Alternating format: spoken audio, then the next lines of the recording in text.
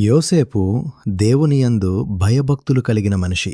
తన జీవితంలో పాపం చేయడానికి అవకాశం వచ్చినప్పుడు, నేను దేవునికి విరోధంగా ఎలా పాపం చేయగలను? శరీర వ్యాయామం ఈ లోకంలో మరణంతో ముగుస్తుంది. కాని దైవభక్తి యొక్క ప్రతిఫలం మరణానంతరం కూడా ఒంటరం కూడా ఉంటుంది. రోజువారీ ధ్యానం. శరీర సంబంధమైన సాధకము కొంచెము మట్టుకే ప్రయోజనకరమౌనుగాని దైవభక్తి ఇప్పటి జీవము విషయములోనూ రాబోవు జీవము విషయములోనూ వాగ్దానముతో కూడినదైనందున అది అన్ని విషయములలో ప్రయోజనకరమవును.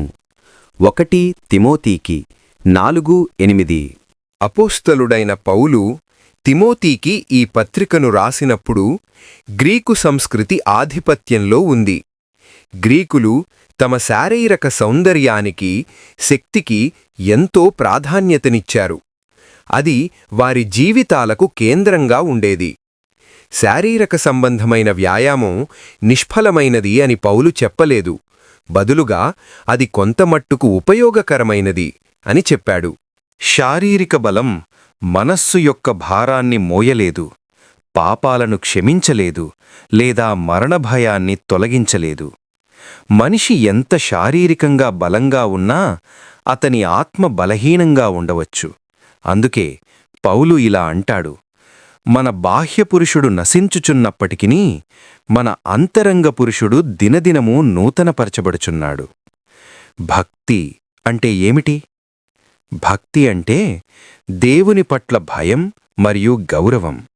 ఇది కేవలం ఆచారం కాదు, ఇది ఒక జీవన విధానం. దైవభక్తి అనేది ఆదివారాల్లో మాత్రమే లేదా మనం చర్చిలో ఉన్నప్పుడు మాత్రమే ప్రదర్శించేది కాదు.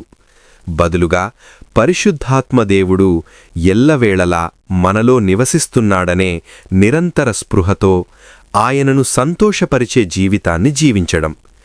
దైవభక్తి అంటే మన జీవితాల్లో యేసుక్రీస్తు స్వభావాన్ని ప్రతిబింబించడం మరియు ఆయన వాక్యానికి సంపూర్ణ విధేయతతో నడుచుకోవడం.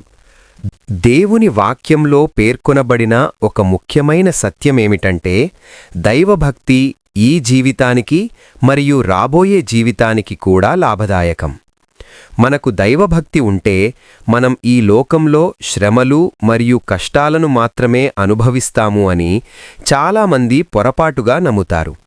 అది నిజం కాదు. నిజమైన దైవభక్తి లోకమివ్వలేని శాంతిని ఇస్తుంది. ఇది మనలను పాపపు అలవాట్లకు దూరంగా ఉంచుతుంది మరియు పరిశుద్ధమైన జీవితాన్ని గడపడానికి మనకు సహాయపడుతుంది.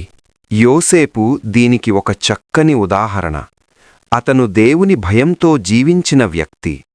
అతను పాపం చేయడానికి అవకాశం ఉన్న పరిస్థితి తన జీవితంలో ఎదురైనప్పుడు, నేను దేవునికి విరోధంగా ఎలా పాపం చేయగలను అని అడిగాడు. శరీర వ్యాయామం ఈ లోకంలో మరణంతో ముగుస్తుంది. కాని దైవభక్తి యొక్క బహుమానం మరణం తరువాత కూడా ఉంటుంది. అందుకే మనం క్షయములేని కిరీటాన్ని పొందడానికి పరుగెత్తుతామని పౌలు చెప్పాడు. మరియు పందెమందు పోరాడు ప్రతివాడు అన్ని విషయములయందు మితముగా ఉండును.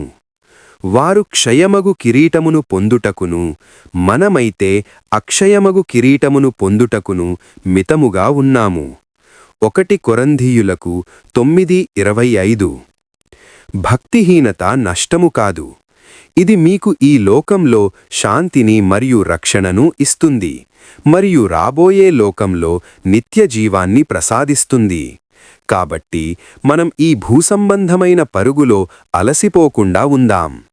మనం క్షణకాల విషయాలపై మన సమయాన్ని వృధా చేయకండి, కాని శాశ్వతమైన వాటికి మనల్ని మనం అంకితం చేద్దాం.